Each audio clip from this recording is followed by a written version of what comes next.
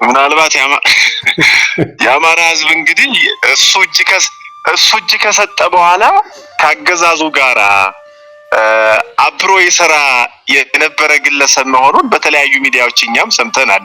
የራሱ ድርጅቱም ይሄንን ሲያወራ ሰምተናል።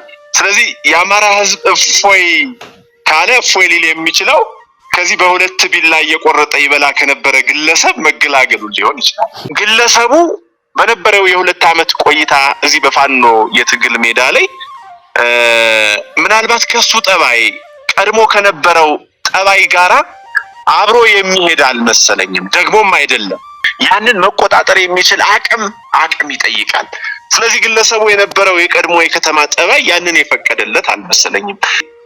አካባቢ ህዝቤ በህልውና አደጋ ውስጥ ወድቋል ብለህ ጫካ ከገባህ በኋላ የህልውና አደጋ ነው የህልውና አደጋውን የሚፈጽመው ጄኖሳይዱን የሚፈጽመው የዘር ማጥፋቱን የሚፈጽመው ቡድን ይሄ ነው ብለህ ለይተህ በነፍጥ ሜዳ ላይ ወጥተህ ስትታገለው ለነበረው አካል ሄደህ እጅን ሰጥተህ የአማራ ህዝብ እፎይ ብሏል ማለት ይሄ ፖለቲካል ፕሮስቲቲዩሽን ነው። ይቅርታ ለቃል አይናችሁን ጨፍኑና ላሞኛችሁ ትርክት ነው። ማንን ነው የሚዋሹት? እኔ የተመለከትኩት ይርነኝ አንድ ግለሰብ ይዘ ሁለት ግለሰብ ይዘ የሆነ ድርጅትን ስም እየጠራ ድርጅቱ ራሱን ፕሮቴክት ሊያደርግ ይችላል። ድርጅቱ ራሱንም ፕሮቴክት ያድርግ። ከየትኛውም ድርጅት አፋባህም ከሚባለው አፋሃድም ከሚባለው የአማራ ፋኖ አደረጃጀት ውስጥ እየሄዱ እጅ የሚሰጡ ግለሰቦችን ይዘ ከሆነ ቡድን ይዘ ማለት ነው ያንን ድርጅት የአማራን ፋኖ ተፈራረምኩ የሰላም ስምምነት አደረኩ እያልክ ማስረሻ ሰጥ የሚባልን ግለሰብ ይዘ ማንን ነው የምታታልለው? ምናልባትም ራሳቸውን ነው እየዋሹ ያሉት። የራሳቸውን ስሜት ነው እያረኩ ያሉት። እንደውም እኮ ፋኖ እሱ እንደሚለው ጽንፈኛ ነው፣ ሽብርተኛ ነው፣ ሸማቂ ነው፣ ሌባ ነው ወዘተ ይላል። የሌባን፣ የሽብርተኛን፣ የሸማቂን የአንድን ሀገር መንግስት አገዛዝ ሰራዊት የማይመስል ወሮ በላ ደፋሪ በጣም በሚያሳፍር ሁኔታ ይሄንን እኔ እናንተ እየተነጋገርን እኮ ሰከላ ላይ እዚህ ጎጃም በቅርብ ርቀት ጎንጂ ቆለላ እዚህ ጎጃም የንጹሃንን ቤት እኮ አውድመው ሊጥ ደፍተው የንጹሃንን በጎተራ ያለን ጤፍ ተሸክመው ከብቶቹን እየነዱ ያንድን አርሶ አደር ንብረት ማለት ነው ልጆቹን ንጹሃንን አሰልፈው እየረሸኑ ነው እኮ ዛሬ ያሉ። የዚህን አገዛዝ ጠባይ የዚህን አገዛዝ ሰው በላና ሽብርተኛ ባህሪ ዓለም አቀፉ ማህበረሰብ ጠንቅቆ ተረድቶታል። ይሄንን ግን ፋኖ ያደርጋል ወይ ያል እንደሆነ ምናልባት ፋኖ የውስጥ ችግር የእርስ በርስ ችግር ራሱን በራሱ ሊጎዳ ይችል ይሆናል እንጂ በሰፊው ንጹሃን ዘንድ ለዛውም በሚዋጉን ሁላ ሊዋጉን ነፍጥ አንስተው በሚተኩሱብን ሰራዊቶች ሁሉ እኮ ማርኮ አሳክሞ ተንከባክቦ እንደሚልክ እኮ እናውቃለን። አየህ፣ ስለዚህ ያ ተቀጽላል ሌባ፣ ዘራፊ፣ ደፋሪ እንደዚህ አይነት የጦር ወንጀል ፈጻሚ ክራይም አጌንስት ሂዩማኒቲ ጄኖሳይድ እየፈጸመ ያለው ያገዛዙ ሰራዊቱን መሆኑን ሰፊው ህዝብ ተረድቷል። በየጊዜው በእምነቱና በማንነቱ እየተመረጠ የሚገደለው ሰፊ ህዝብ በኢትዮጵያ የሚኖረው ማህበረሰብ ማን ነው ብለን የጠየቅን እንደሆነ መልሱ አማራ የሚል ነው።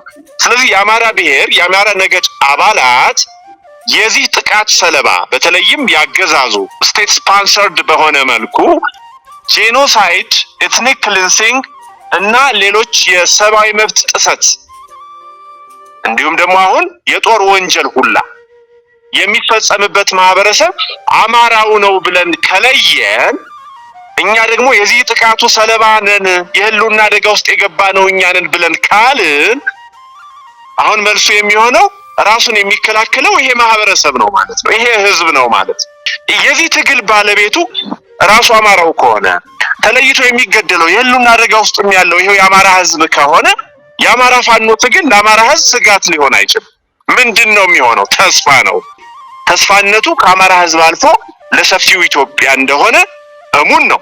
ጋዜጠኛ ነኝ በሙያዬ ታውቃለህ። ነፍጥ አንስቼ ስገባ በርካታ ችግሮችን ፐርሰናሊ እኔ አስተናግጃለሁ እኮ እንደ ማስረሻ ሰጤ የህልውና አደጋውን በልኩ ባልረዳ ከሃዲ ባንዳ አስመሳይ በሆን ኖሮ እኔ ዘልዬ ለዚህ ለጨፍጫፊው ቡድን የአማራን ህዝብ አገር እየበተነ ህዝብ እያጠፋ ላለው ቡድን እጅን መስጠት የምችልበት እድል በጣም መጥፎና ክፉ እድሎች እኮ አሳልፈናል አይደለም። ግን ያ አይደለም እኛ ኢንቴንሽናችን። እኛ የአጤ ቴዎድሮስ፣ የአጤ ምኒልክ፣ የበላይ ዘለቀ፣ የሚየ ምኒልክ ልጆች እኮ ነን። ይድኔ እንደዛ አይነት ታሪክ የለም ተብሏል እኮ። እጅህን ስጣለኝ ጠላት፣ እጅህን ስጣለኝ ፈረንጂ፣ እጅ ተይዞ ሊወሰድ ምን እጃለኝና የሳት ሰደድ፣ አውቅም እንዴ ክንዴ እንደሚያነድ። እንዲህ ነበር ያሉት አጤ ቴዎድሮስ ያኔ እጅ ስጡ ሲባሉ። ስለዚህ እሳቸው የመንፈስ ልጅ ነንና ሁላችንም እንጽና።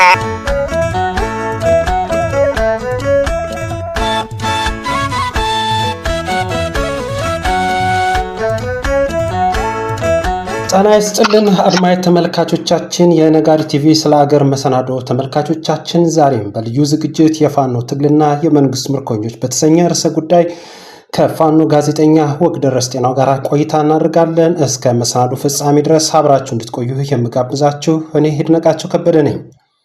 ጤና ይስጥልን ጋዜጠኛ ፋኖ ወግደረስ ጤናው። አብሮ ይስጥልን። ሰላም ይድኔ፣ እንዴት ነህ? አድማጭ ተመልካቾቻችን እንደምን ሰንብታችኋል? ደህና ነኝ እግዚአብሔር ይመስገን። መልካም። ያው እንግዲህ የነጋሪ ቲቪ አድማጭ ተመልካቾቻችን ቤተኛ ሆናል። በዚህም እጅግ አድርጌ አመሰግናለሁ። ያለበት ቦታ እጅግ በጣም አስቸጋሪ ቦታ ነው። ሆኖም ግን ያው ጊዜም ቦታም ሳይገድብህ ወግ እስኪ በዚህ ጉዳይ ላይ ቆይታ እናድርግ ስልህ ፍቃደኛ ሆነ በተለይ ተመልካች አድማጮችንም አክብረህ እንዲሁም እኔንም አክብረህ ስለምትገኝ በእውነት እጅግ አድርጌ አመሰግናለሁ። እግዚአብሔር ይስጥልኝ ወግደረስ። አሜን አሜን። ይድኔ ያው እንደ ምድር ላይ አንድ እንደሚታገል ሰው የትግሉ ደግሞ ዘርፈ ብዙ በመሆኑ በርከት ያለ መልክ ያለው በመሆኑ ሚዲያውም ላይ የአማራ ሕዝብ በተለይ ፕሮፓጋንዳውን፣ መረጃውን፣ ኮሚኒኬሽኑን በአግባቡ እየሰነደ ለተቀረው ማህበረሰብ ለዓለም አቀፉ ማህበረሰብም ጭምር የሚያደርስ አካል ያስፈልገዋል። እኔም ብቻ ሳልሆን ሌሎች ወንድሞቻችንም እዚህ ምድር ላይ በዚህ ጉዳይ መትጋት ይኖርብናል። በተለይ የፋኖ አንድነትን በተመለከተ፣ የፋኖ ድልን በተመለከተ፣ አጠቃላይ ያገዛዙን ሂደት ያለበትን ቀውስና ሌሎች ፖለቲካዊ እንዲሁም አሁን በምናደርገው የትጥቅ ትግል ዙሪያ አስፈላጊ የሆኑ መረጃዎችን ሁላ ለሰፊው በውጭም ለሚኖረው ማህበረሰብ ማድረስ ያስፈልጋል። ስለዚህ ኃላፊነትም ግዴታችንም ነው ለማለት ነው። አመሰግናለሁ በድጋሚ። እጅግ አድርጌ እኔም አመሰግናለሁ። ቆይታ የምናደርግበት ርዕሰ ጉዳይ የፋኖ ትግልና የመንግስት ምርኮኞች የተሰኘ ነው። የአማራ ሕዝብ ባለፉት 3 ዓመታት በክልሉ እየተካሄደ ባለው ጦርነት አሁናዊ ሁኔታው ተስፋን ወይስ ስጋት የቱን ነገር ነው ይዞበት የመጣው? አሁን ያለው የፋኖ የትጥቅ ትግል እንግዲህ የትጥቅ ትግሉ ከጀመረ 2 ዓመት ከመንፈቅ ሊሞላው ጥቂት ወራት ብቻ ነው የሚቀሩት። በዚህ ሂደት ይድኔ እውነቱን ስለመናገር የአማራ ፋኖ የሚያደርገውን ትግል ምናልባት ከጠየቀኝ ጥያቄ መንፈስ ነሳ የሚያደርገው የትጥቅ ትግል ከአማራ ሕዝብ የተለየ አይደለም። ምናልባት ይሄንን የምለው ለአማራ ሕዝብ የፋኖ ትግል ስጋት ነው ወይስ ተስፋ ነው የሚል ጥያቄ ሲነሳ የዚህ የትግሉ ባለቤት ማን ነው? በራሱ የአማራ ፋኖ ማን ነው? የአማራ ፋኖ የሚያደርገው ፖለቲካዊ የትጥቅ ትግል መነሻና መዳረሻ ግቡ ምንድነው? እንድምታው ምንድነው? የሚለውን የሚረዳ አካል ሁለቱን ነጣጥሎ ላያቸው አይችልም። ይሄንን የምለው በመሰረታዊ 2 ምክንያቶችን ላንሳልህ። አንደኛ ወደዚህ የትጥቅ ትግል የአማራ ፋኖ ተገዶ የገባው ከዚህ በፊትም በተደጋጋሚ እንዳነሳ ነው ሰልፍ ዲፌንስ ነው ብለናል። ተገዶ የገባበት መሰረታዊ ኮዝ አለው። ይሄም ላለፉት ምናልባት በግልጽ በገሃድ ያው ከተማሪዎች እንቅስቃሴ ማግስት ጀምሮ በኢትዮጵያ በተለይም የዘር ፖለቲካ ተንሰራፍቶ ቤት ከሰራ ማግስት ጀምሮ አማራ የሚባለው ነገድ አማራ የሚባለው ብሔር ስም ወጥቶለት በእምነቱና በማንነቱ ተለይቶ የሚገደል ሰፊ ማህበረሰብ ስለሆነ ነው። ሰፊ ማህበረሰብ ሰፊ ህዝብ ስለሆነ ነው በኢትዮጵያ። ስለዚህ አንደኛው ምክንያቱ የሚሞተው ወይም የሚገደለው ህዝብ አማራ በመሆኑ፣ በሁለተኛ ደረጃ ወደዚህ ትጥቅ ትግል የገባውም ራሱን የሚከላከለው ይሄው ማህበረሰብ ነው ማለት ነው። ይሄው ማህበረሰብ ነው። እንግዲህ በተለያዩ የኢትዮጵያ ክፍሎች ላለፉት 50 ዓመታት በዋናነት ደግሞ ላለፉት 33 ዓመታት የበለጠ ደግሞ አድጎ ላለፉት 7 ዓመታት አማራ የሚባለውን ነገድ በስሙ በማንነቱ እየጠሩ መግደል ብርቅ አይደለም። ተለማምደነዋል። መለማመድ ብቻ ሳይሆን አንዴ 10 አንዴ 20 አንዴ 30 እየገደሉ መግደሉን ሳይሆን ቁጥሩን ሁሉ አለማምደውናል። ዛሬ 500 ነው፣ 1000 ነው የሞተው፣ 600 ነው የሚል ሁሉ የምታስታውስ ከሆነ በተለይ አሁን ያለው የኦህዴድ ኦነግ ብልጽግና አገዛዝ የአጤ ምኒልክ መንበርን ከተቆጣጠረበት 2010 ዓ.ም ጀምሮ ጌሙ የነበረው ፐዝሉ የነበረው በአማራ ህዝብ መሞት ሳይሆን በቁጥሩ ላይ ነበር። ያን ያህል አእምሯችን እንዲለማመድ ተደርጎ ነበር። ስለዚህ ሰፊው የአማራ ህዝብ በእምነቱ የትኛውንም እምነት ይከተል፣ የትኛውም ሃይማኖት ይከተል፣ በእምነቱና በማንነቱ እየተመረጠ በዋናነት ደግሞ በክርስትና እምነቱ በወለጋ በስፋት በእስልምና እምነትም ይከተሉ በነበሩ አማሮች ላይ ጥቃት ሲፈጸም በደንብ አስተውለናል። ስለዚህ የጥቃቱ ሰለባ ማን ነው? የህልውና አደጋ የተጋረጠበት ማህበረሰብ ማን ነው? በየጊዜው በእምነቱና በማንነቱ እየተመረጠ የሚገደለው ሰፊ ህዝብ በኢትዮጵያ የሚኖረው ማህበረሰብ ማን ነው ብለን የጠየቅን እንደሆነ መልሱ አማራ የሚል ነው። ስለዚህ የአማራ ብሔር የአማራ ነገድ አባላት የዚህ ጥቃት ሰለባ በተለይም ያገዛዙ ስቴት ስፖንሰርድ በሆነ መልኩ ጄኖሳይድ፣ ኤትኒክ ክሊንሲንግ እና ሌሎች የሰብአዊ መብት ጥሰት እንዲሁም ደግሞ አሁን የጦር ወንጀል ሁላ የሚፈጸምበት ማህበረሰብ አማራው ነው ብለን ከለየን፣ እኛ ደግሞ የዚህ ጥቃቱ ሰለባ ነን፣ የህልውና አደጋ ውስጥ የገባ ነው እኛ ነን ብለን ካልን አሁን መልሱ የሚሆነው ራሱን የሚከላከለው ይሄ ማህበረሰብ ነው ማለት ነው። ይሄ ህዝብ ነው ማለት ነው።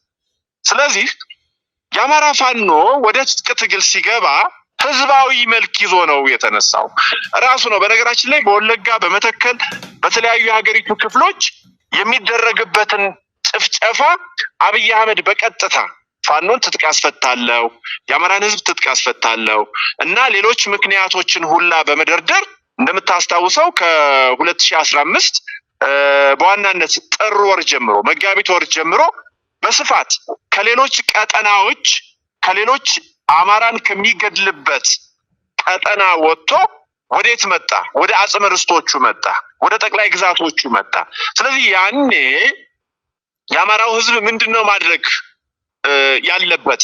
ከዚህ ከተቃጣበት ከተጋረጠበት በአገዛዙ ከሚደረግበት ግልጽ ጭፍጨፋና ወረራ ራሱን መመከት አለበት፣ ተፈጥሯዊ ግዴታውም ስለሆነ በሞራልም በህግም ድጋፍ ስላለው። ስለዚህ ምንድነው ማድረግ የጀመረው? ያ የጥቃቱ ሰለባ አማራው ራሱን መከላከል ጀምሯል ማለት ነው። ራሱን እየተከላከለ የመጣውን ያገዛዙን ሰራዊት አይቀጡ ቅጣት እየቀጣ ከዝም ብሎ ቤቱ ተቀምጦ ከመሞት እየቆዘሙ እያዘኑ ከመሞት ያለ ገላጋይ ጨዋሂ መካች አቶ በዛ ላይ ደግሞ ታሪኩም የመጣበት የጀግንነት ባህሉም በማይፈቅድ መልኩ ቁጭ ብሎ መሞት ቀርቷል ማለት ነው። አሁን ምንድነው የዘር ማጥፋት ሊፈጸምበት የመጣውን አገዛዝ እየመከተ ምን ማድረግ ይዟል? ይወድቅ ይዟል ማለት ነው። ስለዚህ አሁን የአማራ ፋኖን የትጥቅ ትግል ለአማራ ህዝብ ትግል ተስፋ ነው ወይስ ስጋት ነው ወደሚል ጥያቄ እንዳይነሳ ማድረግ ወደሚችልበት ሄዷል። ለምን? ቅድም እንዳልኩ የጥቃቱ ሰለባ አማራው ከሆነ የሚከላከለውም ራሱን ማን ነው? አማራው ነው። ስለዚህ የአማራ ፋኖ የአማራ ልጅ ነው። በሁሉም ቀጠናዎች አይተህ ከሆነ በአራቱም የአማራ ጠቅላይ ግዛቶች እንዲሁም ፋኖ በሚንቀሳቀስባቸው ቀጠናዎች በሌሎች አካባቢዎችም አይተህ ከሆነ እያንዳንዱ የአማራ ቤተሰብ አንዳንድ ልጅ ይኖረዋል እዛ ትግል ውስጥ በትንሹ እንኳን በትንሹ። ያ ብቻ አይደለም፣ ልጁን ብቻ አይደለም የሚያዋጣው የአማራው ህዝብ። ለዚህ ተዋጊ ኃይል ራሱን ከጥቃት ከጥፋት ከህልውና አደጋ ከዘር መጥፋት ለመከላከል የወጣውን አማራ በምን ይደግፋል? ልጆቹ ናቸው። የሚሞተው ራሱ አማራው ነው። የሚወድመው የራሱ ንብረት ነው። የሚያጣው የራሱን ርስት፣ ማንነት፣ ታሪክ፣ ባህል ነው።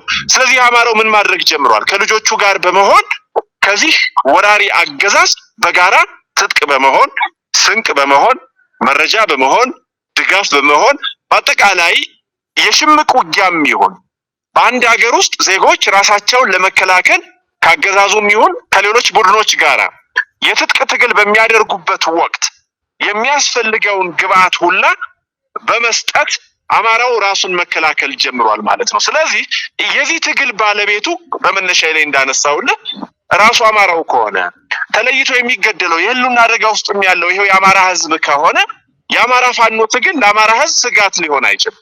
ምንድነው የሚሆነው? ተስፋ ነው። እንዲያውም ለአማራው ብቻ አይደለም ይድል በተለያዩ ጊዜያት ላለፉት 2 ዓመታት ባደረግነው የዚህ የትጥቅ ትግል ሂደት ከአማራ ህዝብ አልፎ በሌሎች አካባቢዎች የሚኖሩ ነገዶች ወይም ብሔሮች የአማራ ህዝብን ወይም የፋኖን ትግል ተስፋ አድርገው አሻግረው ማየት ከጀመሩ ወራት ተቆጥረዋል። ምንም እንኳን ከዚህ በፊት እንዳነሳ ነው የአማራ ፋኖ በተሰጠው ዕውቅና፣ ክብር፣ ሞገስ፣ ብቃትና ጀግንነት ልክ እንዲሁም ባለው ጀግንነት ክብርና ሞገስ ልክ እንዲሁም ከአማራው ህዝብ ባሻገር አሻግረው እንደ ወጋገን እንደ ንጋት ጮራ የነጻነት ጮራ አድርገው ለሚመለከቱት ለተቀረው ማህበረሰብም በተፈለገው ፍጥነት መድረስ ባለመቻሉ ሊተች ምን ሆናችሁ ነው ብሎ ጥያቄ ሊነሳ ይችል ይሆናል እንጂ ተስፋነቱ ከአማራ ህዝብ አልፎ ለሰፊው ኢትዮጵያ እንደሆነ እሙን ነው።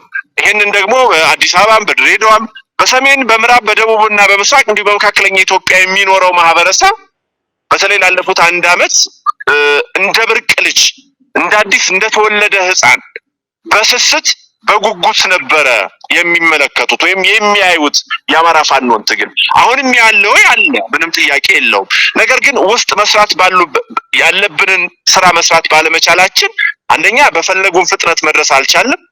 ሁለተኛ በአማራ ፋኖ ላይ የአማራ ህዝብ ብቻ ሳይሆን የተቀረው ኢትዮጵያዊ ተስፋ ያደረገውን ነገር መጀመሪያ ራሳቸውን ሳታስተካክሉ ሳትቋጩ እነዚህን ክፍተቶች ሳትደፍኑ ወደሚል ጥያቄዎችን እንዲያነሳ ሊያስችለው ይችል ይሆናል እንጂ ተስፋ ነው ወይስ አይደለም የሚለው ጥያቄ ሆኖ መምጣት እንደሌለበት እሙን ነው ወይም አመላካች ነው ማለት ነው። ስለዚህ የኢትዮጵያ ህዝብ ለምንድን ነው ተስፋ ያደረገው ያልን እንደሆነ አምባገነናዊ አገዛዝን የብሔር ፖለቲካን መሸከም ጫንቃው አልቻለም፣ ተመልጧል። ትከሻው ተመልጧል፣ ጫንቃው ጎብጧል።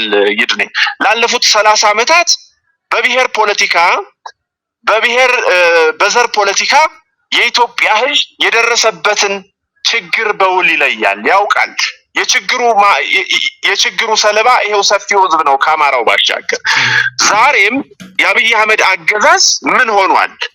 የዛ ተቀጽላ በመሆን እንዲያውም የነበረውን የዘር ፖለቲካ አጠንክሮ የገፋበት በኢትዮጵያ ህዝብ ዘንድ ዛሬ የሚደርሰውን መከራ ጠንቅቀን እንረዳለን፣ እናውቃለን። ግለሰቡ በዚህ አምባገነናዊ አገዛዝ በዘረጋው ስርዓት በኢትዮጵያ እያደረሰ ያለውን መከራ በደንብ እንረዳለን። ዛሬ ደሞዝ መክፈል አልቻለም። ኢትዮጵያውያን ወጥተው መግባት አልቻሉም። በሰላምና ደህንነት ደሞዛቸውን በአግባቡ ማግኘት አልቻሉም። የኑሮው ሁኔታ ተመልከት። በየጊዜው ጦርነት ነው። ልጆቻቸውን ይልካሉ። በተዘዋዋሪ በሩቅ ይሁኑ እንጂ እዚህ እየመጡ የሚሞቱት አማራ ምድርም ይሁን በወለጋም ይሁን በትግራይም ይሁን በሌሎች ክልሎች ሁሉ ላይ እየሄዱ ምናልባትም በድንበር ላይ የሚሰዋው የዚህ የኢትዮጵያ የሰፊው ኢትዮጵያ ህዝብ ልጆች ናቸው። እነሱንም ይገዳቸዋል። ይሄ ደግሞ ከመብላት ከመጠጣት ሰላምና ደህንነትን ከማግኘት ተቋማትን ከመገንባት ኢንፍራስትራክቸርን ከማስፋት ባሻገር ቢሆን ልጆቻቸውን በተዘዋዋሪ የሚሆን በቀጥታ ምን እያደረጉ ነው? ለዚህ ጦርነት ግብአት እየዋሉ ነው። ስለዚህ ልጆቻቸውን ማጣት አይፈልጉም፣ መራብ መጠማት አይፈልጉም። ሰላም በኢትዮጵያ ከጠፋ ቆይቷል። ኢኮኖሚክሊ፣ ፖለቲካሊ፣ ሶሻሊ ይሄ አገር አደጋ ላይ መውደቁን ሰፊው ኢትዮጵያዊ ይረዳዋል። ስለዚህ ለዚህ ችግር መውጫ የፋኖ የትጥቅ ትግል የፋኖ ፖለቲካዊ የትጥቅ ትግል መፍትሄ ነው ብለው ማሰብ ከጀመሩ ወራት ተቆጥረዋል። ቅድም እንዳልኩ ይድኔ። ስለዚህ ተስፋነቱ ከአማራ ባለፈ ለኢትዮጵያውያን ነው። ግን በዛ ልክ መገኘት አለብን ወይ? አዎ፣ ይሄንን እንወስዳለን። በጣም ጥሩ። ግን ተያይዞ የሚነሳ ነገር አለ። አሁን ተስፋ ወይስ ስጋት ከሚለው ጋራ ተስፋው እንዳለ ሆኖ አብዛኛው አንተ የገለጽከው ነገር በተለይ ከዚህ ችግር ውስጥ ያለው የአማራ ሕዝብ እንዲሁም ደግሞ ሌላውም የተቀረውም በትግሉ ሂደት ውስጥ ደግሞ ለሚንቀሳቀሱም ኃይሎችም ጭምር እሁን የሆነ የአደባባይ ሀቅ ነው። ያ እንዳለ ሆኖ ግን በተለይ በባለፉት 3 ዓመታት አሁን 3 ዓመቱን ሊደፍን ነው ይሄ የህልውና ትግሉ ጋር ተያይዞ ያለው እንቅስቃሴ በክልሉ የራሷን ያገዛዙ ስርዓት ትምህርት ሚኒስቴር ባመነው 4.5 ሚሊዮን ተማሪዎች ከትምህርት ገበታቸው በባለፉት 1 ዓመታት አልተገኙም። ልብ አድርጎ ደረሰ 4.5 ሚሊዮን ተማሪዎች። እንዲሁም ደግሞ ቤተ እምነቶች ወድመዋል። ማህበራዊ ጉዳዮች ላይ ሕክምና ቦታ ላይ ብትሄድ ሆስፒታል ብትሄድ በድሮን ተመተዋል። አሮጊት እናት፣ ደካማ ሴቶች፣ ህፃናቶች የጦር ሰለባ ሆነዋል። በአገዛዙ ስርዓት በሚወነጨፉ መሳሪያዎች፣ ከባባድ መሳሪያዎች ጭምር እስከ ድሮን ከፍም ባለ ሁኔታ ማለት ነው። በዚህ ምስቅልቅል በሆነ ሂደት ውስጥ እንዲሁም ደግሞ በየአካባቢው ደግሞ ያሉ በስመ ፋኖ የሚንቀሳቀሱ አፋኝ ኃይሎች አሉ። እንዲሁም ደግሞ መንግስትም በስመ ፋኖ የሚያሰማራቸው ታጣቂ አጋጅ ሽፍቶችም ጭምርም አሉ። ይሄ ሁሉ ነገር ተደማምሮ በክልሉ ላይ ምስቅልቅል የሆነ ማህበራዊ፣ ኢኮኖሚያዊ፣ ፖለቲካ ቀውስን ታይቷል። እየታየም ነው ያለው። ይሄ ነገር ደግሞ ብዙዎች እየጠየቁ ነው ያለው። እንዲህ አይነቱ ነገር እስከ መቼ ሲቀጥል ይሆን? መቼ ነውስ ማብቂያው የሚሆነው? በዚህ ሁኔታስ ምን ይዞብን ይመጣል በሚል ስጋት ያደረባቸው ብዙዎች አሉ። ይህንንም በማስመልከት ነው ተስፋ ነው ወይስ ስጋት ይዞ መጣ ብያልኩ የጠየቅኩና ከዚህ አንጻር እንዴት ታየዋለህ? ጥሩ ጥያቄ ነው ይድኔ። እንግዲህ እንደምታውቀው ጦርነት አንዱ መልኩ ይሄ ነው። አሁን አንተ ቀደም ብለህ ያነሳልኝ ማለት ነው። ጦርነት በአማራ በሚባለው ክልል እንዳልከው 2 ዓመት ከመንፈቅ ገደማ ደርሰናል። ከአገዛዙ ጋራ ውጊያ ከጀመርን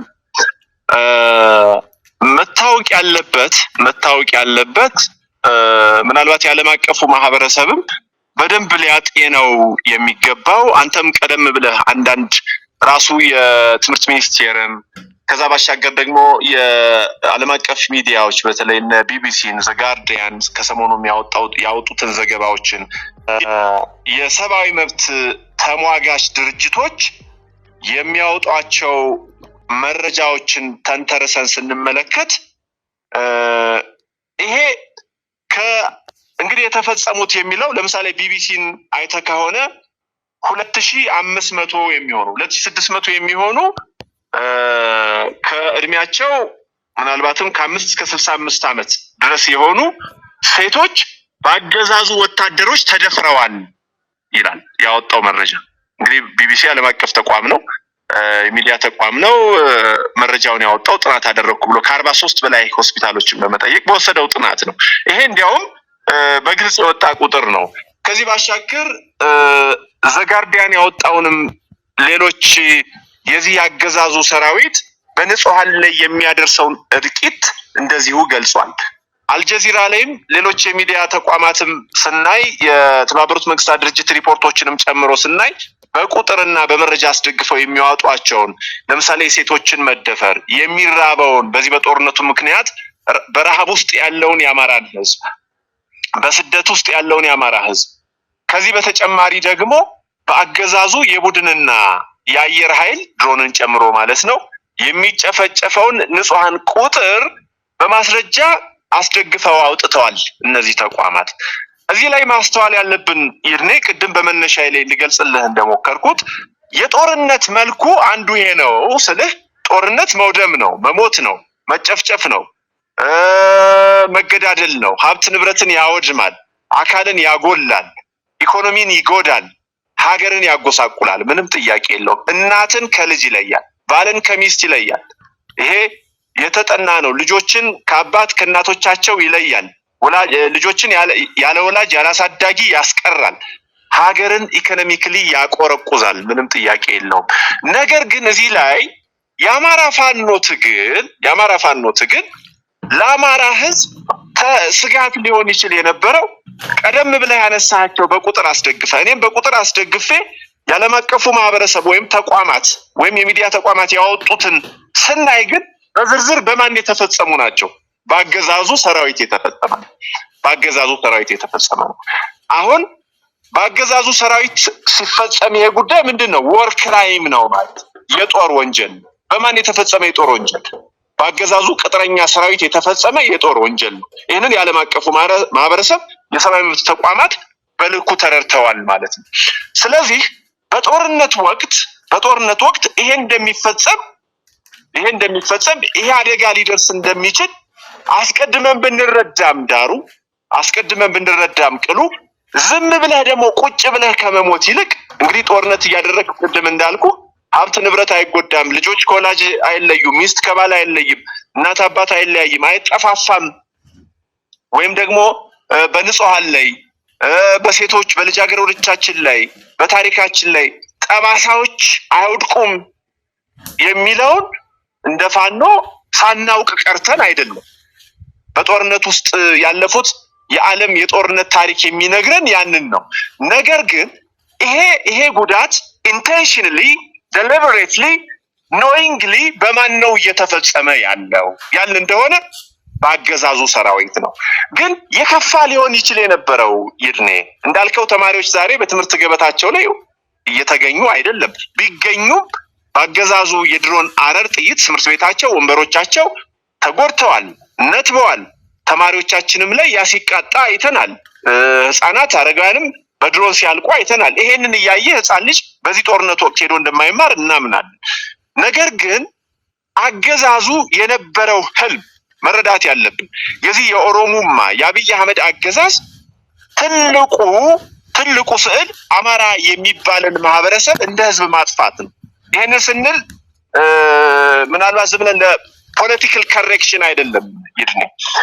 በተለይ በተጠና መልኩ አማራው የሚባለውን ማህበረሰብ በሂደት አንደኛ ዘሩን ማጽዳት፣ ሁለተኛ ዘሩን ማጥፋት፣ ሶስተኛ ከሀገሪቱ የፖለቲካ ኢኮኖሚ ወዘተ ጉዳዮች ላይ ማግለል፣ መጨረሻ ላይ ገፍተ ጥግ አስይዘህ በምትችለው መልኩ ህዝብ እኮ አይጠፋም ልንል አንችልም። የኩርድ ህዝብ የደረሰበትን አደጋ እናውቃለን ይድኔ።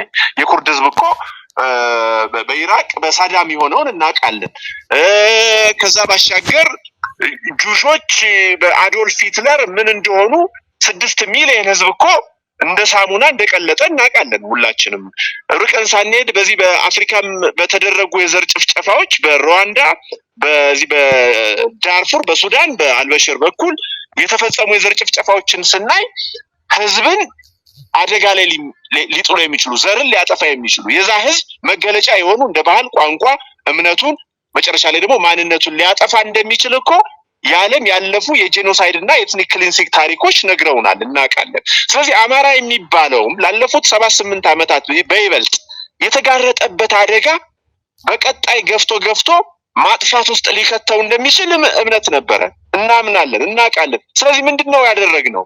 ቁጭ ብሎ ከመጥፋት ከመሞት ቢያንስ ራስን አፈርጥሞ እየታገሉ ጠላትን እየቀነሱ ታሪክን፣ ማንነትን፣ እምነትን ማስቀጠል ይቻላል የሚለውን አማራጭ ስለሆነ የግዴታ ውዴታ ስለሆነ ነው፣ የግዴታ አማራጭ ስለሆነ ነው ወደዚህ የገባ ነው። ስለዚህ በዚህ አጋጣሚ ዝም ብለህ ቁጭ ብለህ ከመጥፋት ራስን እየተከላከልክ ማህበረሰብን እያዳንክ እምነትን እያዳንክ ማንነትን እያዳንክ እየመከትክ አቅሙም ስላለን በነገራችን ላይ ያገዛዙ ሰራዊት ላለፉት 2 ዓመታት ተኩል በአማራ ምድር የቀረውን ያገዛዙን ሰራዊት ቤት ይቁጠረው ያውቁታል ጠንቅቀው። የቀረውን የሰራዊት ብዛት እናውቀዋለን ጠንቅቀን። ስለዚህ ቢያንስ ምንድነው እየገባ ተቆጣጥሮ የኢኮኖሚም የፖለቲካም የሁሉም የበላይነት ወስደው አማራውን እድሜ ልኩን አንገቱን አስደፍተው ሲገዙት፣ ሲገሉት፣ ሲያሳድዱት ከሚኖሩ ይሄንን አሁን አንተ ቀደም ብለህ ያልካቸውን ተማሪዎች በትምህርት ገበታ አለመገኘት፣ የንጹሃንን መሞት፣ መደፈር፣ ሌሎች የሚደርሱብንን የጦር ወንጀሎች ለዓለም አቀፉ ማህበረሰብና ለዓለም አቀፉ ሕግ በመተው እኛ ግን የተጋረጠብንን አደጋ መመከት ላይ እንገኛለን። ከዚህ ፐርስፔክቲቭ ጦርነት ደግሞ ሊኖረው የሚችለውን መጥፎ ያልሆነ ውጤት በመረዳት ምንድነው የምናደርገው?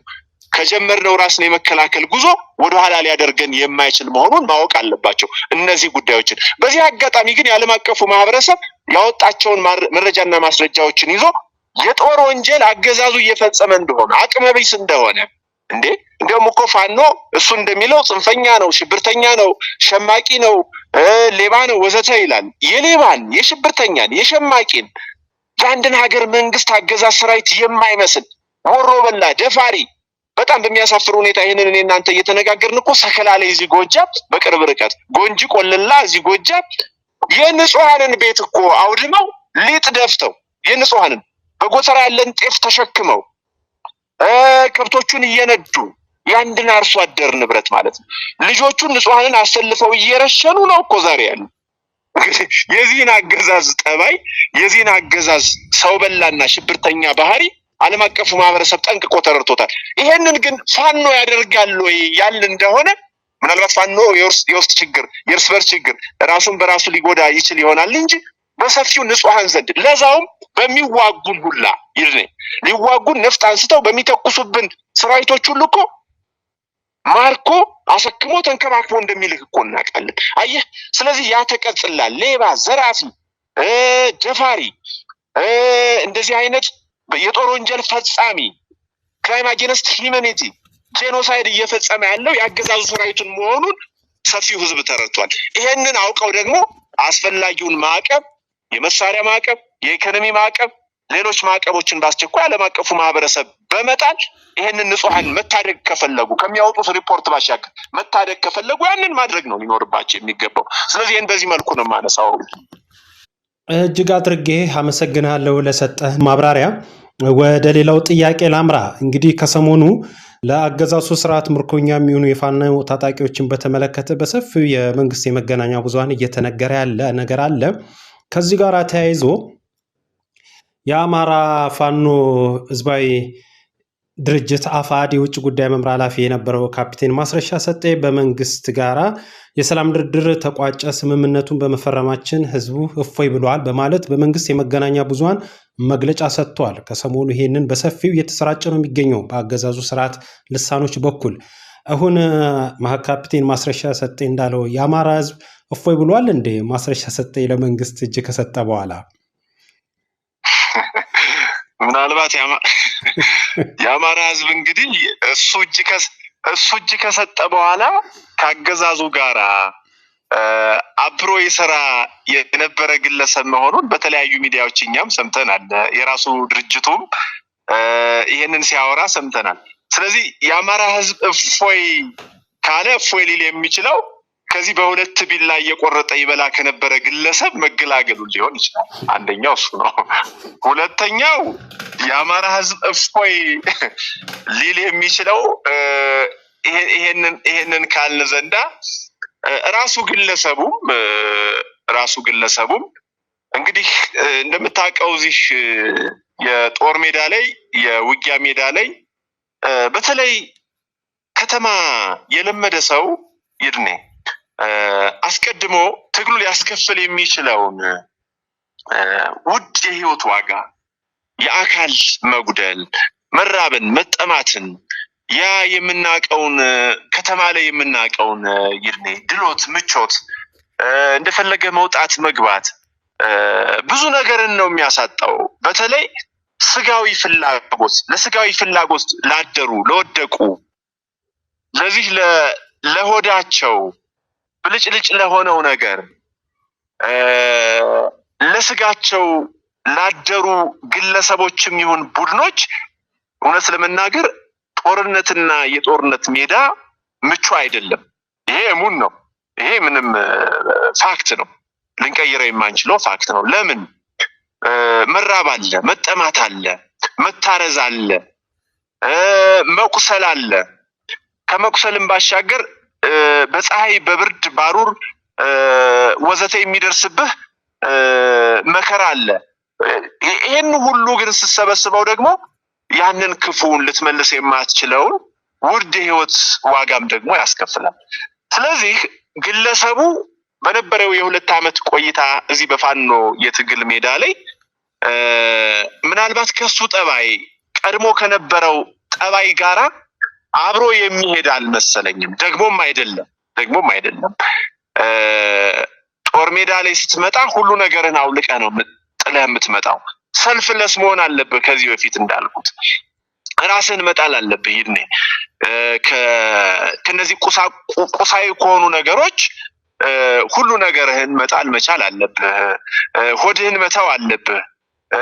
መልበስ ማጌጡን ሌላም ይሄ ስሜትህን ሁሉ መግዛት አለብህ። በነገራችን ላይ ትልቁ አሁን ሰው እንዲያው በዚህ በቅርበት ሜዳ ላይ ያለው ይሄንን ይረዳል።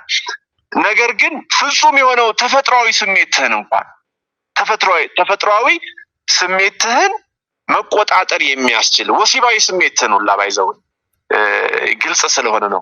ያንን መቆጣጠር የሚችል አቅም ይጠይቃል። ስለዚህ ግለሰቡ የነበረው የቀድሞ የከተማ ጠባይ ያንን የፈቀደለት አልመሰለኝም።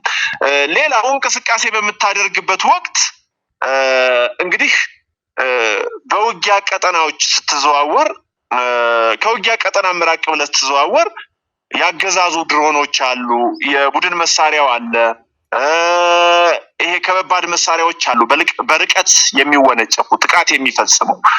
እነዚህ መቼ ወድቀው እንደሚገድሉ አታውቀውም። ይሄ በእግዚአብሔር ኃይል ያለ ቢሆንም ቅሉ።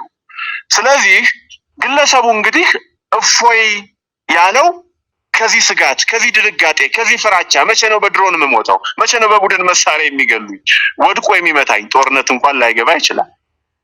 እና ሌሎች እንደዚህ አይነት ፍራቻዎችን እፎይ ያለው ራሱ ሊሆን ይችል ይሆናል እንጂ የአማራ ሕዝብ እፎይ የሚለው እሱን በመገላገሉ ወይም በመሄዱ ነው። ይሄንን ባንዳነት፣ ተላላኪነት፣ እጅ መስጠትን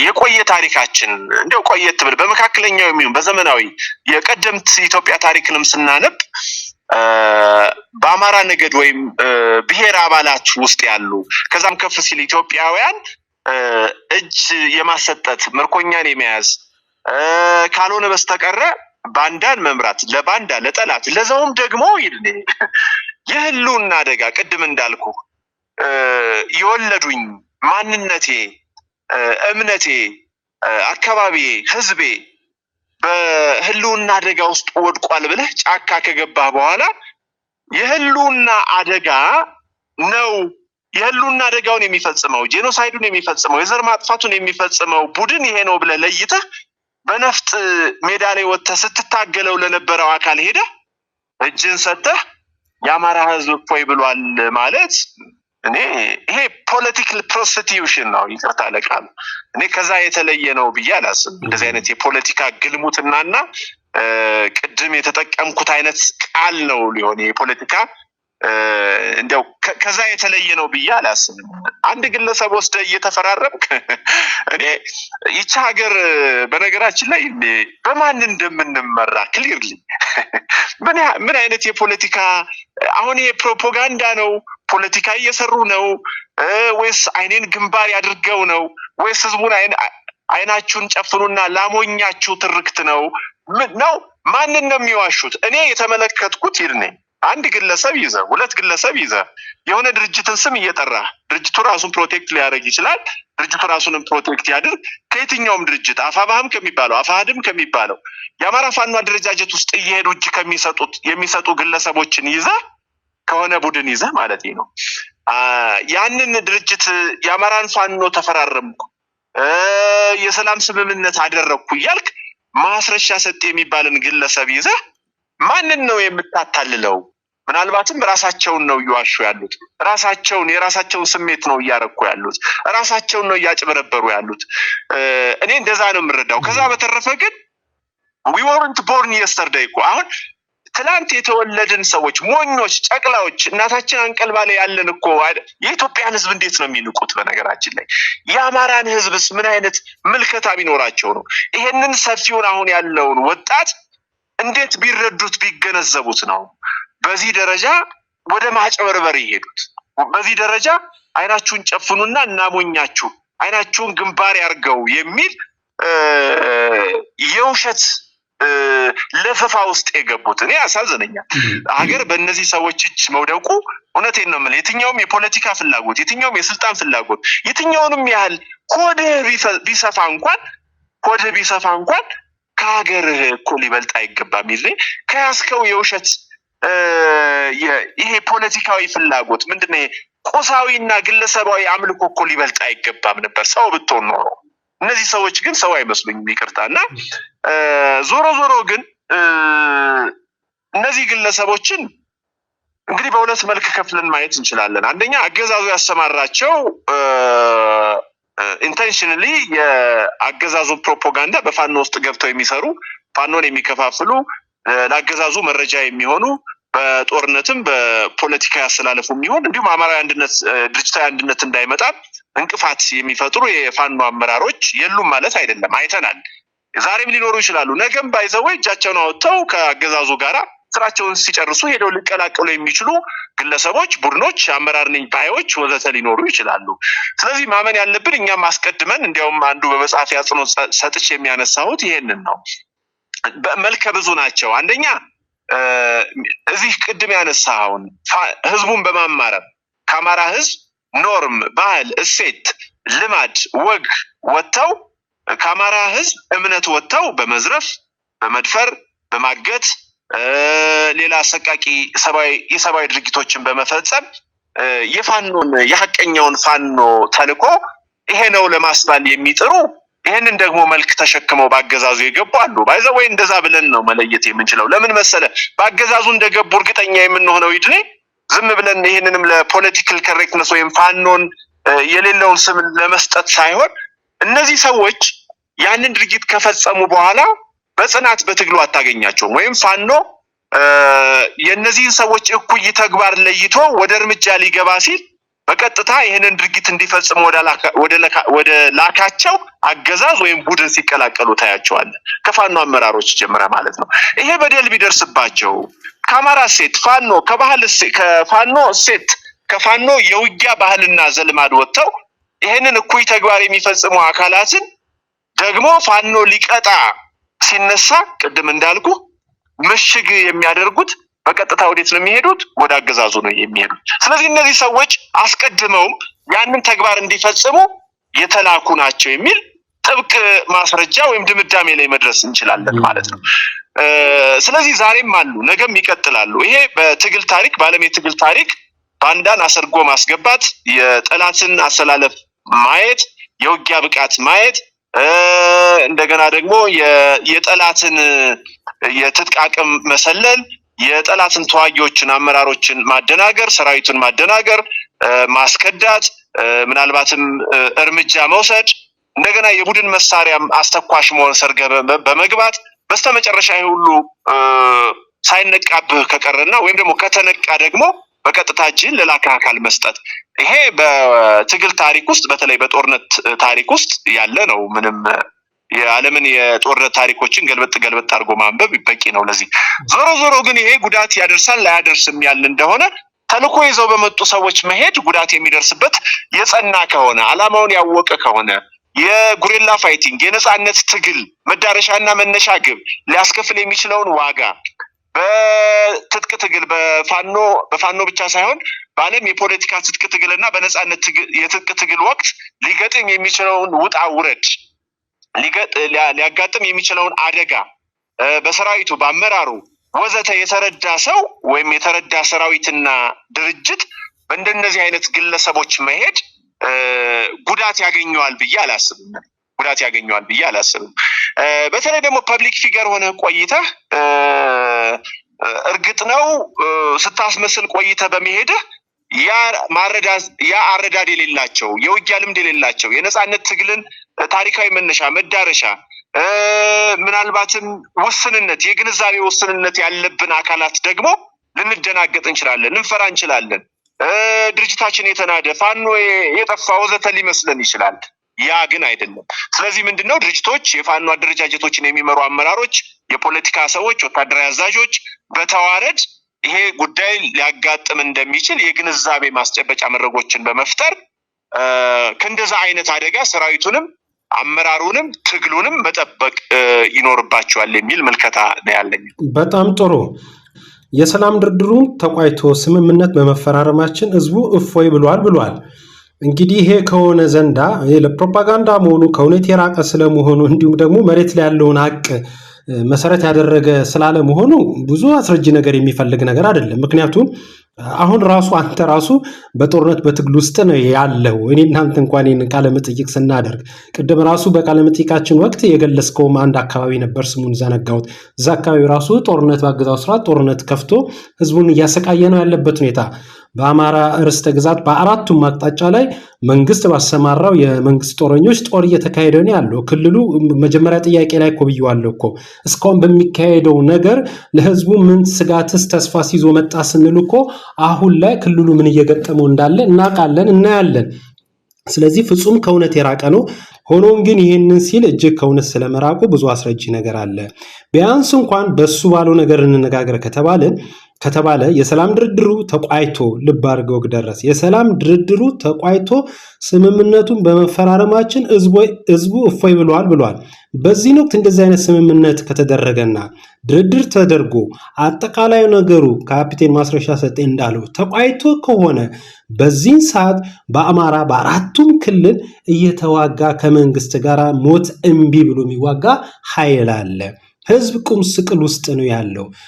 በአማራዊ ማንነታቸው ምክንያት ብቻ የግፍ እስር ሰለባ የሆኑ በተለያየ ግዞት እስር ቤት ያሉ አማራዊ ማንነት ያላቸው ጋዜጠኞች፣ ፖለቲከኞች፣ የህዝብ እንደራሴ አባላት በእስር ቤት ይገኛሉ። ቢያንስ በአጭር ጊዜ በመካከለኛ በረጅም ጊዜ ሊታይ የሚችል ማስረሻ ሰጤ እጁን ሰጥቶ ያን ፊርማ ሲያኖር ነባራዊ ሁኔታ እሱ ከመንግስት የተቀበለው እሱ በእርግጥ የአማራን ትግልን ሌላውም ሄዶ ለመንግስት የሰጠው የገበረው ነገር እንዳለ ሆኖ እሱስ ምን ተቀበለ ቢባል ምን የሚባል ነገር ኖሮ ነው? አሁን ማስረሻ ሰጤ ይሄንን ሲል ህዝቡ እፎይ አለ ሲል ለእፎይታው ምን መገለጫ ኖሮ ነው? በዚህ ደረጃ ይሄንን ቅድም አንተ ስትለው ነበረ የአማራ ህዝብን እንደ አማራ ህዝብ መላውን ኢትዮጵያን ህዝብ በምን ደረጃ ቢታይ ነው እሱስ ወጥቶ ይሄንን የሚለው? አሁን ላይ ተከታትለን እንደሆነ የመንግስት የመገናኛ ብዙሃን ላይ ጠዋትም በለው ከሰዓትም በለው ማታም በለው እሱ ነው እየቀረበ በዚህ ጉዳይ ላይ አስተያየት እየሰጠውና ምናልባት በዚህ ጉዳይ ላይ ተጨማሪ አንተ ማስተያየት የምትሰጠው ካለ ብዬ ነው። ወግደረስ ምንድነው ግለሰቡን ሞር እንዲያው አጀንዳ ለማድረግ ፈልጌ ነው። እንደምታውቀው የፖለቲካ ብስባሾች ስብስብ ነው ይሄ። በነገራችን ላይ ሰውየው የአገዛዙን ደካማ ጎንና ዳፍንታምነት በደንብ የሚረዳው ይመስለኛል። ይድኔ እዚህ በተለይ በአዴን ቤት ዝም ብለው እዛም እዚህም ውር የሚሉ ምናልባትም ደግሞ ፌዴራል መንግስቱ ላይ ያለውንም የኦህዴድ ኦነግ ብልጽግና የሚሆን ከሱ ወገን እጅ ከሰጠው ግለሰብ ወገንን የሚሉትን ግለሰቦች የጀርባ ታሪክ፣ የትምህርት አቅም፣ የፖለቲካ አቅም ወዘተ በደንብ የሚረዳ ይመስለኛል ግለሰቡ። ስለዚህ እሱ ያደረገው የራሱን ስም ሄዶ እጁን ሰጠ የሚል ዘገባ እንዳይሰራ እገሌ የሚባል እንደዚህ የሚባል ድርጅት ኃላፊ መጥቶ ለአገዛዙ እጁን ሰጠ የሚለውን ስም የፈለገው አይመስለኝም። ስለዚህ በምን ሰበብ ነው መግባት የፈለገው? በድርድር ሰበብ። ይሄንን ደግሞ ይሄን አድርጉልኝ ላለፉት 2 ዓመታት በሰጣችሁኝ ተልእኮ የአማራ ፋኖ አንድነት እንዳይመጣ የበኩሌን ተወጥቻለሁ።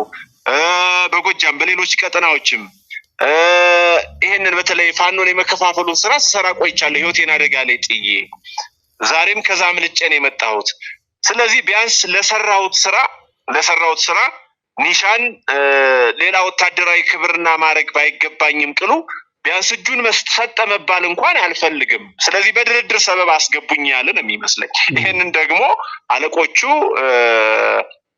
የላኩት ግለሰቦች ስለሚቀራረቡም በፊትም በዚህ በክሊክሽነስ ከክልል የቆዩ የኖሩ ስለሆኑ ግለሰቡ በእንደዚህ አይነት ባህሪ ይህንን አገዛዝ በደንብ ያገለገለና ለዛ ደግሞ ተፈልጎ የገባ በመሆኑ እንግዲህ ለሰራው ስራ ማለት ነው በአማራ ህዝብ ላይ ለፈጸመው ክህደት አንዱ ሽልማት በቃ ተደራደረ በሚል የአፍሪካ ህብረትና የኢጋድ ተላላኪ ግለሰቦችን በጣም ነው ግን የሚያሳዝነው። አፍሪካ ህብረት በዚህ ደረጃ የአፍሪካ ህብረት አመራሮች ይሄንን ግለሰብ አጅበው ከኋላ እያጨበጨቡ እንግዲህ ነገ ለታሪክህ ያው ይሄ ታሪክ እኮ ያልፋል፣ ይሄ ጊዜ ያልፋል። ይድኔ ስማችን፣ ታሪካችን፣ ስራችን ግን ህያው ነው።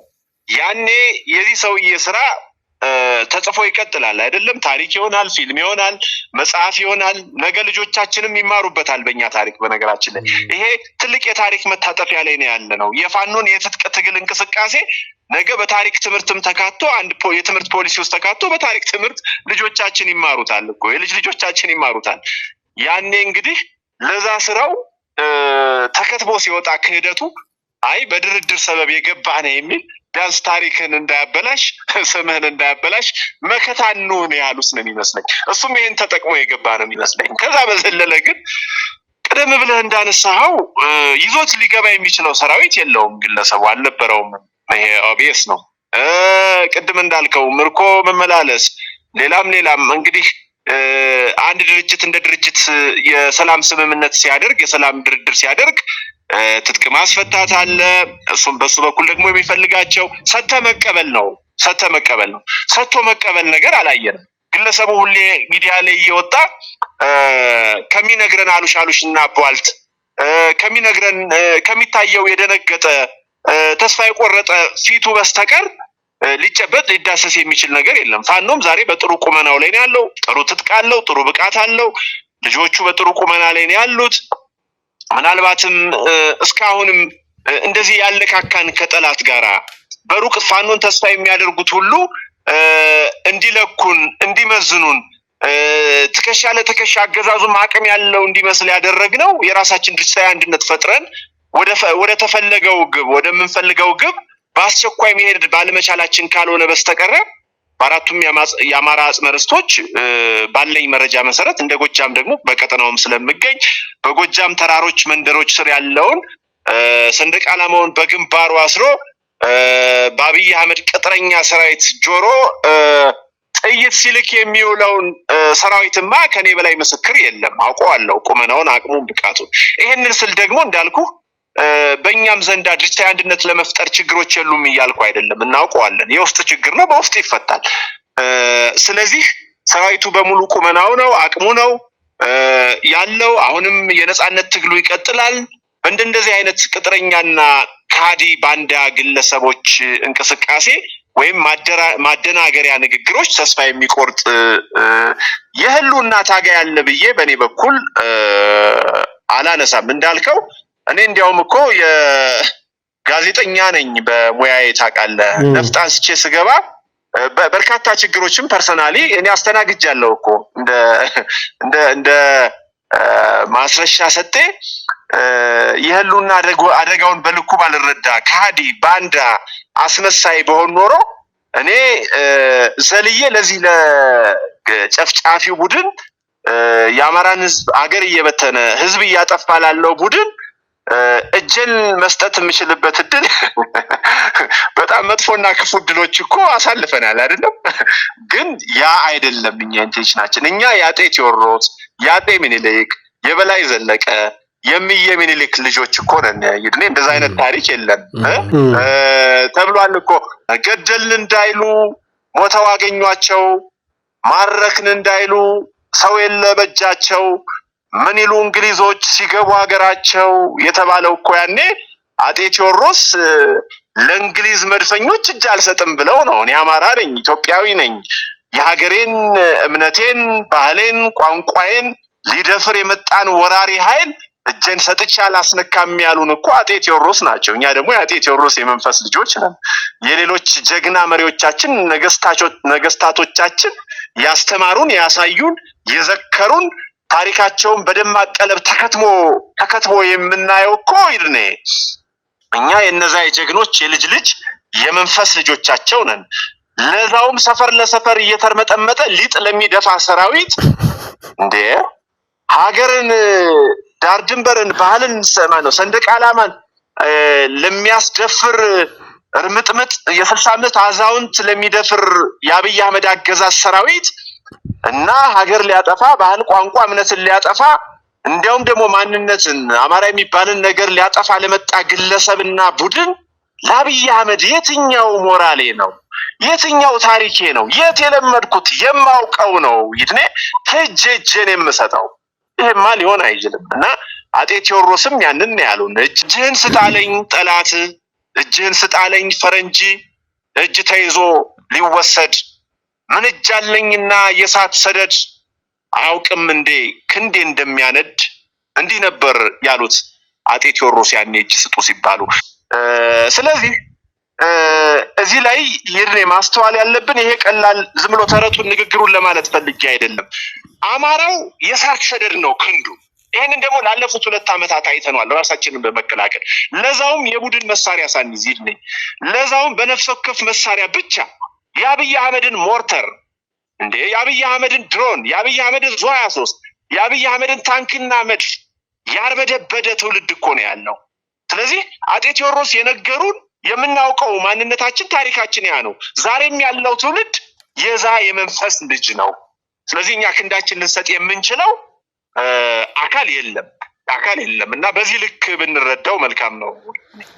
እጅግ አድርጌ አመሰግናለሁ። ፋኖ ጋዜጠኛ ወግደረስ ጤና በሰሞንኛ ወቅታዊ ሁኔታ በተለይ የአማራ ሕዝብ ባለፉት 3 ዓመታት በክልሉ እየተካሄደ ባለው የጦርነት ሁኔታ ተስፋ ወይ ስጋት በሚለው ጉዳይ ላይ እጅግ አስረጅ የሆኑ ምክንያቶችን በማንሳት ማብራሪያ ሰጥታል። እንዲሁም ደግሞ አሁን ላይ እንግዲህ ለመንግስት እጅ ሰጥቶ በዛውም በድርድር በሚል ደግሞ ስያሜም በተለያየ መጠሪያም እየተሰጠው ካፒቴን ማስረሻ ሰጤ በአደባባይ ወጥቶ ለተናገረው ነገር ከምንም በላይ ደግሞ በአገዛዝ ስርዓት ምርኮኛ የሚሆኑ የፋኖ ታጣቂዎች በፋኖ ትግል ላይ የሚያሳድሩት ተጽዕኖ ይኖር ይሆን በሚልና አጠቃላይ ዙሪያ አንስተን ላደረግነው ቆይታ እጅግ አድርጌ አመሰግናለሁ። ላይ በርስ በመግቢያው ላይ እንደገለጽ ነው የፋኖ ትግልና የመንግስት ምርኮኞች በሰኘ ርዕሰ ጉዳይ ነው ቆይታ ያደረግነው። ለአድማጭ ለተመልካቾቻችን የሰጠው ማብራሪያ በቂ ነው ብዬ ነው ማስበው በዚህ ርዕሰ ጉዳይ ላይ። ወደፊትም እንግዲህ አስቸጋሪ ጊዜ ውስጥና አስቸጋሪ ቦታ ላይ ነው የምትሆነው። ያም ቢሆን ግን ጥሬን አክብረ መጥተህ ልክ እንደዚህ ወግደረስ በዚህ ጉዳይ ላይ እስኪ ማብራሪያ ሰጠኝ ስለ ማብራሪያ እንደምትሰጠኝ ተስፋ አድርጋለሁ። በእኔ በኩል ጥያቄን ጨርሻለሁ። ምናልባት አንተ እነዚህ ሀሳቦች እንደማጠቃለያ ባነሳቸው ህዝቡም ይህን ቢያውቅ የተሻለ ነው የምትለው ነገር ካለ ለራሱ ለአማራው ትግል ውስጥ ላለው እንዲሁም ደግሞ አልሞትም በዚህ ነገር ላይማ ከምሞት ልሞት ማን ነው ለነጻነቴ ብሎ ህይወቱን እየሰዋ ላለው ሐቀኛ ታጋዮች እንዲሁም ህዝቡንም በተመለከተ የተለተቀረውም ለኢትዮጵያውያን እንዲሁም ደግሞ በውጭ ሀገርም ያሉ ደግሞ አሉ በዚህ ትግል ሂደት ውስጥ በገንዘብ በሀሳብ በሞራል ድጋፋቸውን የሚሰጡ በአጠቃላይ በእነዚህና መሰል ጉዳዮች ላይ ያለ የምታስተላልፈው መልእክት አስተያየት ካለ እድሉን ልስጥ።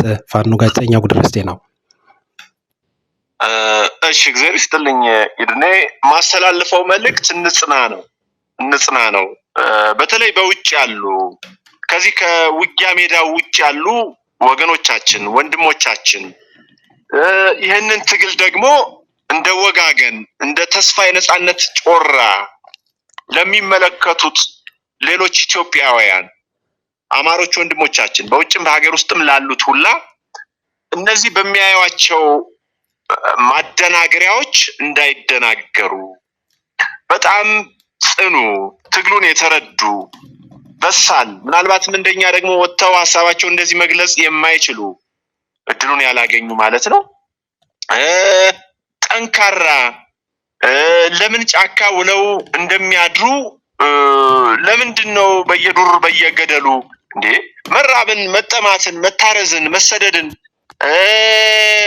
መቁሰልን መሞትን እኮ የሚወድ ሰው እኔ አላጋጠመኝም እስካሁን። ምናልባት ቅዱሳን አባቶች ካልሆኑ አንዳንድ በታሪክ የምናውቃቸው እነሱም ደግሞ ለሀገር ሲሉ ለእምነት ሲሉ ካልሆነ በስተቀር ሰው ሆኖ ተፈጥሮ ዝም ብሎ የሚሞት መሰቃየትን መንገላታትን ልማድ አድርጎ የሚዞር እኮ የለም አይደል? ግን ይሄንን ልማድ አድርገን የምንዞር ጠንካራ ልጆች አለናችሁ።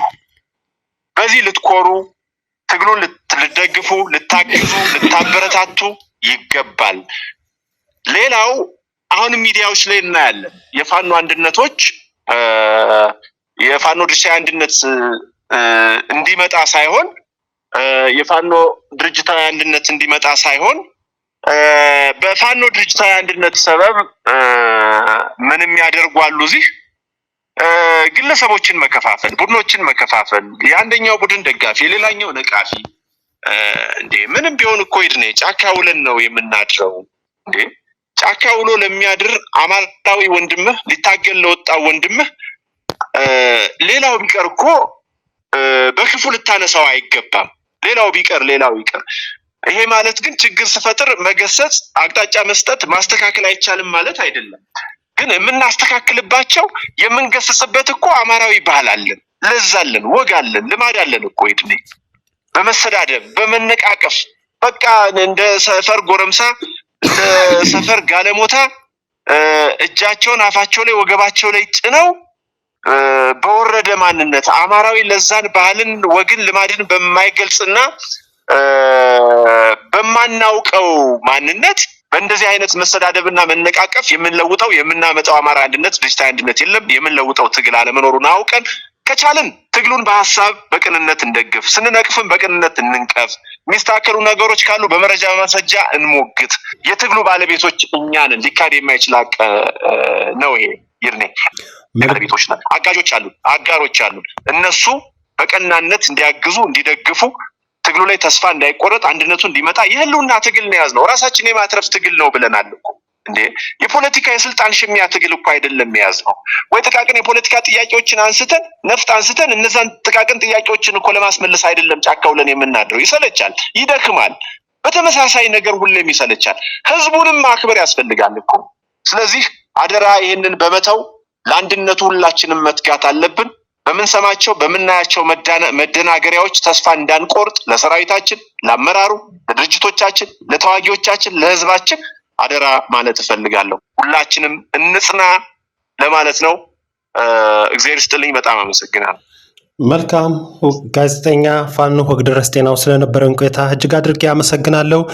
አድማጭ ተመልካቾቻችን ከፋኖ ጋዜጠኛ ወግደረስ ጋር የነበረን ቆይታ ይህን ይመስል ነበር። ይጠቅማል ይሆናል ያላችሁትን ነገር እንዳገኛችሁ ተስፋ አድርጋለሁ።